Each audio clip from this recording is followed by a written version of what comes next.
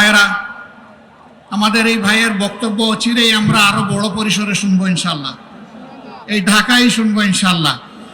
এই জন্য আমি আজকে আমার বক্তব্য দীর্ঘায়িত করতে যাচ্ছি না।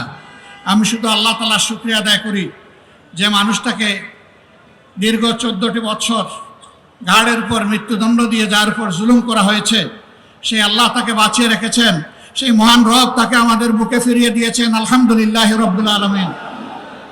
আমাদের এই ভাইয়ের জন্য দোয়া করবেন সবাই, আল্লাহ যেন তাকে নেক হায়াত দারাজ করে দেন, তিনি যেন সুস্থ থাকেন এবং জাতির প্রয়োজনে তিনি যেন দায়িত্ব পালন অব্যাহত রাখতে পারেন।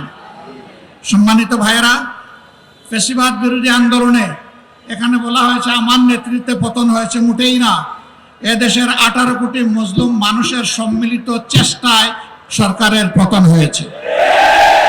আমরা এই মূল ক্রেডিট আল্লাহ তাআলাকে দেই, আর জমিনের ক্রেডিট সমস্ত এদেশের জনগণকে আমরা দেওয়ার পক্ষে।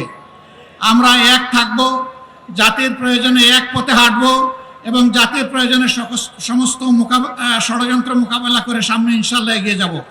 সবাই ভালো থাকুন। আসসালামু আলাইকুম ওয়া রাহমাতুল্লাহ।